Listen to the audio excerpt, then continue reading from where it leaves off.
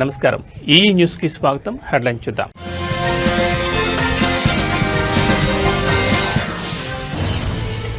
Nashik HAL కేంద్రం నుంచి తొలి తేజస్ MK-1A యుద్ధ విమానం విజయవంతంగా ప్రయాణం.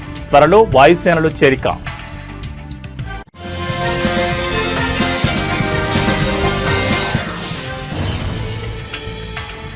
%42 రిజర్వేషన్ల కోసం డిమాండ్ చేస్తూ రాష్ట్రంలో బీసీ సంఘాల బంద్ కొనసాగింపు.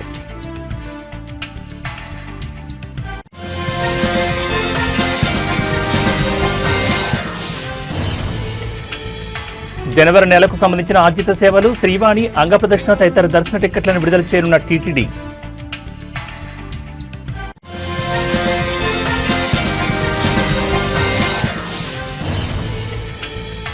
ఆస్ట్రేలియాపై యూత్ టెస్ట్ సిరీస్లో యువ భారత్ జట్టు విజయం. వైభవ్ సూర్యవంశీ ట్రిపుల్ సెంచరీతో సత్తా.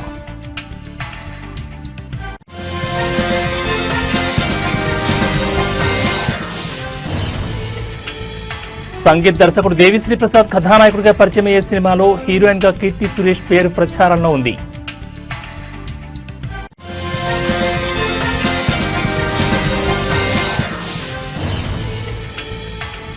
రాష్ట్రంలోని కొన్ని ప్రాంతాల్లో నేడు స్వల్ప వర్షాలు కురిసే అవకాశం. ఆంధ్రప్రదేశ్లో పొడి వాతావరణం. ఇక డీటెయిల్స్ చూస్తే భారత రక్షణ రంగంలో ఇదొక చారిత్రాత్మక ఘట్టం. భారత వైమానిక దళం బలాన్ని మరింత పెంచేందుకు స్వదేశీ తేలికపాటి యుద్ధ విమానం తేజస్ MK-1A త్వరలోనే విమానదళంలో పూర్తి స్థాయిలో చేరనుంది. ఈ అద్భుతమైన ఫైటర్ జెట్కు నాసిక్లోని హిందుస్థాన్ ఏరోనాటిక్స్ లిమిటెడ్ కొత్త ఉత్పత్తి కేంద్రం నుంచి మొట్టమొదటి విమానం విజయవంతంగా ప్రయోగాత్మకంగా తొలి విమానాన్ని పూర్తి చేసింది. రక్షణ మంత్రి రాజ్నాథ్ సింగ్ స్వయంగా ఈ కొత్త ఉత్పత్తి కేంద్రాన్ని ప్రారంభించడం, తేజస్ MK-1A విమానం తొలి ప్రయోగాత్మక ఎగురుదల దేశ రక్షణ రంగంలో ఆత్మనిర్భరతకు ప్రతీకగా నిలిచింది.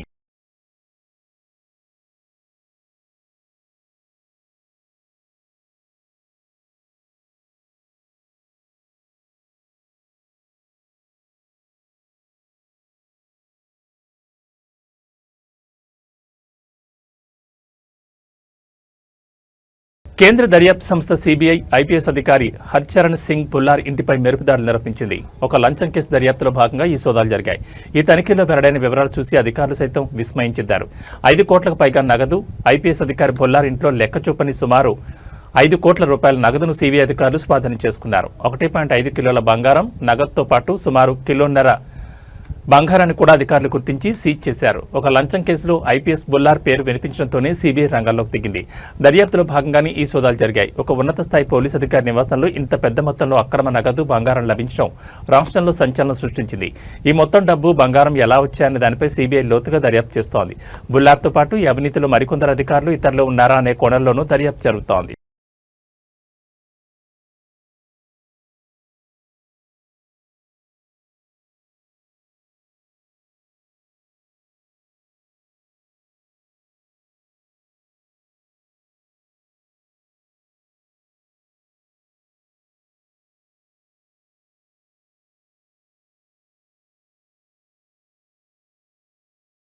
వేసవి కాలంలో కానీ డీహైడ్రేషన్ అయినప్పుడు కానీ మనం ఉపయోగించే ఓరల్ డీహైడ్రేషన్ సొల్యూషన్ ప్యాకెట్ల గురించి ఇదొక కీలకమైన హెచ్చరిక.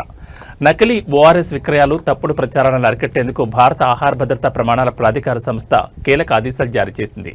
ప్రపంచ ఆరోగ్య సంస్థ WHO నిర్దేశించిన ప్రమాణాలు, ఫార్ములా ప్రకారం తయారైన పానీయాలకు మాత్రమే ORS అనే పదాన్ని వాడాలి. మార్కెట్లో లభించే ఎనర్జీ డ్రింక్స్, ఇతర తీపి పానీయాలు లేదా ఎలక్ట్రోలైట్ డ్రింక్స్ పై ఇకపై ORS అనే పదాన్ని ఉపయోగించడం నిషేధం. ఈ పానీయాలు WHO ప్రమాణాలకు అనుగుణంగా ఉండవు. వీటిలో చక్కెర శాతం ఎక్కువగా ఉండి ఎలక్ట్రోలైట్ల నిష్పత్తి సరిగా ఉండకపోవచ్చు. ముఖ్యంగా పిల్లల్లో తీవ్రమైన డీహైడ్రేషన్ ఉన్నప్పుడు ఇలాంటి నకిలీ పానీయాలు వాడటం వల్ల ఆరోగ్యానికి ముప్పు వాటిల్లే అవకాశం ఉంది. ఆహార భద్రత ప్రామాణికతను కాపాడడం, ప్రజలను తప్పుడు ప్రచారం నుంచి రక్షించడంలో భాగంగా FSSAI ఈ కఠిన నిర్ణయం తీసుకుంది.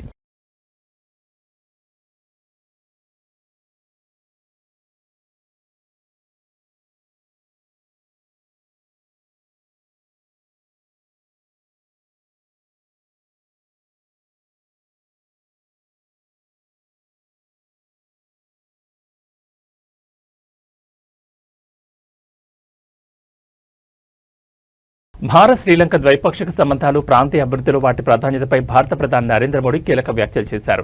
భారత్ శ్రీలంకల మధ్య పరస్పర సహకారం ఈ ప్రాంతం మొత్తానికి ముఖ్యంగా ప్రాంతీయ అభివృద్ధికి అత్యంత కీలకమని ప్రధాని నరేంద్ర మోడీ స్పష్టం చేశారు. కొలంబోతో కలిసి నడిచేందుకు ద్వైపాక్షిక సంబంధాలను మరింత బలోపేతం చేసుకునేందుకు ఢిల్లీ చిత్తశుద్ధితో ఉందని ప్రధాని మోడీ ప్రకటించారు. ఈ రెండు పొరుగు దేశాల మధ్య బలమైన ఆర్థిక వ్యూహాత్మక భాగస్వామ్యం స్థిరత్వం భద్రతకు దోహదపడుతుందని ఇది యావత్ దక్షిణాసియాకు ప్రయోజనకరమని ఆయన నొక్కి చెప్పారు.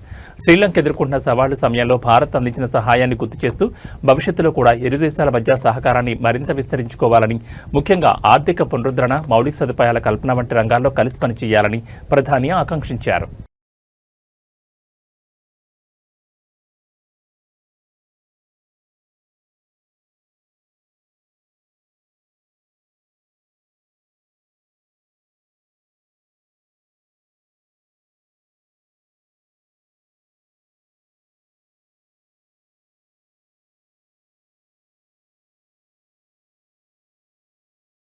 తెలంగాణలో ఈ రోజు బీసీ బంద్ కొనసాగుతోంది. బీసీ రిజర్వేషన్ల అమలు కోసం మరియు ఆ రిజర్వేషన్లను రాజ్యాంగంలోని 9వ షెడ్యూల్లో చేర్చాలని డిమాండ్ చేస్తూ బీసీ సంఘాలు ఈ బంద్కు పిలుపునిచ్చాయి. ముఖ్యంగా స్థానిక సంస్థల ఎన్నికల్లో 42% రిజర్వేషన్లు సాధించడమే లక్ష్యంగా ఈ బంద్ను చేపట్టారు. రాష్ట్ర వ్యాప్తంగా ఆర్టీసీ బస్సులు డిపోలకే పరిమితం కావడంతో ప్రజా రవాణా వ్యవస్థ స్తంభించింది. అత్యవసర సేవలు మినహా వ్యాపార, వాణిజ్య సంస్థలు మరియు విద్యా సంస్థలు స్వచ్ఛందంగా మూతపడ్డాయి. ఈ బంద్కు అన్ని ప్రధాన రాజకీయ పార్టీలు మరియు ప్రజా సంఘాల నుంచి మద్దతు లభించింది.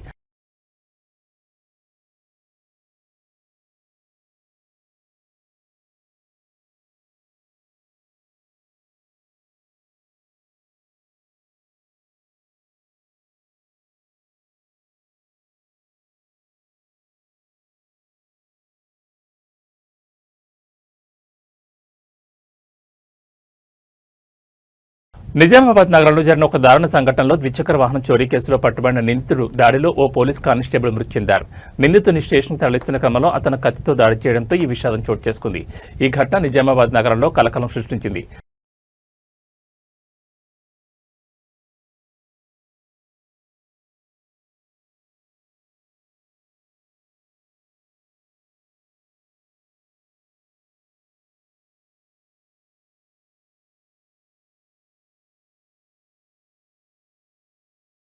అక్టోబర్ 27 నుంచి ధాన్యం కొనుగోలు కేంద్రాలు తెరిచి రైతుల నుంచి ధాన్యం కొనుగోలు ప్రారంభించనున్నట్లు పౌర సరఫరాల శాఖ మంత్రి ప్రకటించారు. ఈ కొనుగోలు ప్రక్రియను పారదర్శకంగా నిర్వహించడానికి రియల్ టైం గవర్నెన్స్ పద్ధతిని అమలు చేయనున్నట్లు తెలిపారు.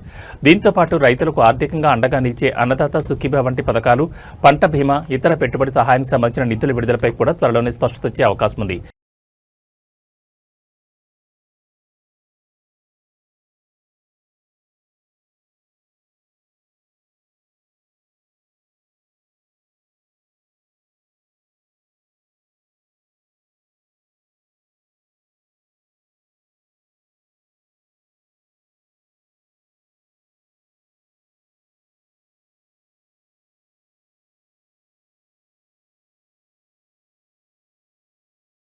జనవరి నెలకు సంబంధించిన ఆర్జిత సేవలు, శ్రీవాణి ట్రస్ట్ దర్శన టికెట్లు, అంగ ప్రదక్షిణ, వృద్ధులు, దివ్యాంగుల కోటా వంటి ఇతర సేవలు కోటాలు కూడా త్వరలో విడుదల కానున్నాయి.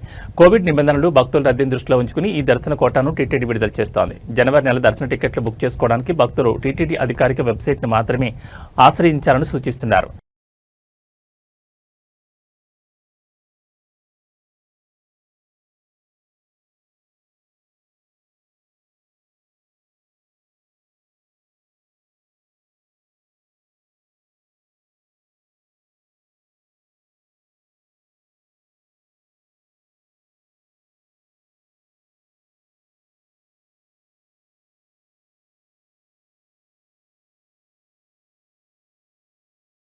దీపావళి పండుగ ఈ సంవత్సరం అక్టోబర్ 20 వచ్చింది. ఈ రోజున రెండు తెలుగు రాష్ట్రాల ప్రభుత్వాలు అధికారిక సెలవుగా ప్రకటించాయి. అయితే దీనికి ముందు రోజు అక్టోబర్ 19 ఆదివారం కావడం, ఆ ముందు రోజు అక్టోబర్ 18 శనివారం చాలా విద్యా సంస్థలకు సెలవు కావడంతో తెలంగాణ, ఆంధ్రప్రదేశ్లోని విద్యార్థులకు వరుసగా 3 రోజుల పాటు సెలవులు ఉండే అవకాశం ఉంది. తెలంగాణలో మాత్రం దీపావళి మరుసటి రోజు అక్టోబర్ 21 కూడా అదనపు సెలవు ఇచ్చే అవకాశం ఉందని వార్తలు వస్తున్నాయి. ఒకవేళ ఇదే నిజమైతే రాష్ట్ర విద్యార్థులకు మొత్తం 4 రోజుల పాటు సెలవులు లభిస్తాయి. దీనిపై ఇంకా అధికారిక ప్రకటన రావాల్సి ఉంది.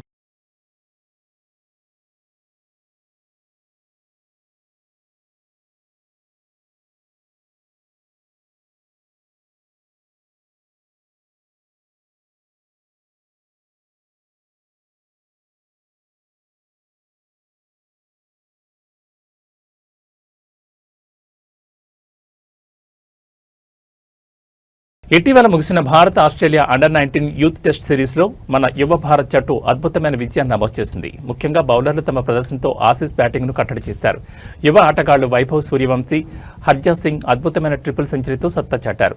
మరోవైపు అంతర్జాతీయ మహిళల క్రికెట్లో 2025 వరల్డ్ కప్ మ్యాచ్ల షెడ్యూల్పై కూడా అభిమానులు ఉత్కంఠగా ఎదురుచూస్తున్నారు. భారత్-పాకిస్తాన్ మ్యాచ్పై ఇప్పటికే అంచనాలు మొదలయ్యాయి. టీమిండియా కెప్టెన్గా రోహిత్ శర్మ శకం ముగిసిందన్న వార్తలపై స్పందించిన అగార్కర్ జట్టు ఫిట్నెస్ విషయంలో తీసుకున్న కఠిన నిర్ణయాలు వెల్లడించారు. ఈ నేపథ్యంలో భవిష్యత్ సిరీస్లకు సంబంధించి వైట్ బాల్ టీంలో మరిన్ని మార్పులు చోటు చేసుకునే అవకాశం ఉంది. క్రీడా విశ్లేషకులు భావిస్తున్నారు. పూర్తి షెడ్యూల్స్ మరియు జట్టు వివరాలను త్వరలో వెల్లడిస్తామని బీసీసీఐ వర్గాలు తెలిపాయి.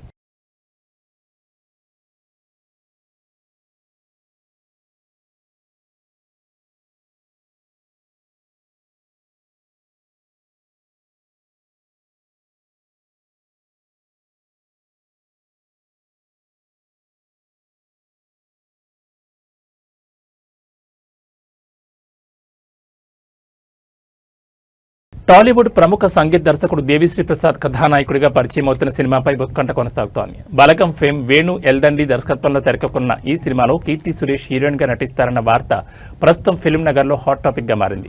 ఈ చిత్రం పేరు ఎల్లమ్మ అని తెలుస్తోంది.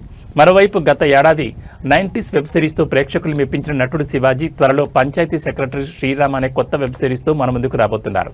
దీనికి సంబంధించిన అప్డేట్స్ కోసం కూడా అభిమానులు ఆసక్తిగా ఎదురుచూస్తున్నారు. ఇక బాలీవుడ్ లో ఒకప్పటి స్టార్ నటుడు రాజేష్ ఖన్నా మనవరాలు వెండితెరకి పరిచయం కానున్నారని ఊహాగానాలు వినిపిస్తున్నాయి. వీరితో పాటు పలువురు సీనియర్ నటులు ఏటిల్ నాటి యాక్షన్ హంగామాలను రుచి చూపించడానికి సిద్ధమవుతున్నారు.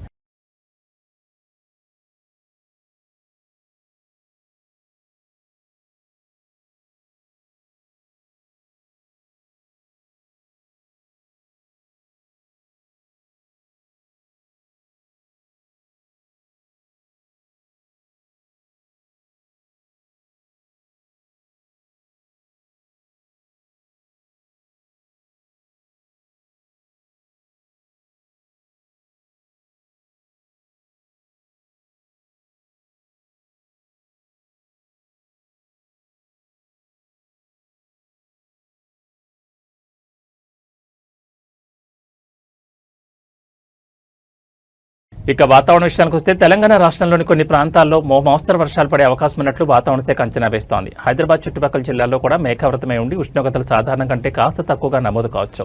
అయితే ఆంధ్రప్రదేశ్లో మాత్రం వాతావరణం ప్రధానంగా పొడిగా ఉంటుంది. కోస్తాంధ్ర, రాయలసీమ ప్రాంతాల్లో పగటిపూట ఎండ తీవ్రత కొనసాగుతోంది. ఈ నేపథ్యంలో రైతులు, ప్రజలు వాతావరణ మార్పులను దృష్టిలో ఉంచుకుని అప్రమత్తంగా ఉండాలని సూచిస్తున్నారు. మరోవైపు ఉత్తర భారతదేశంలో పండగల సీజన్ కావడంతో పొగమంచు తీవ్రత పెరిగే అవకాశం ఉంది.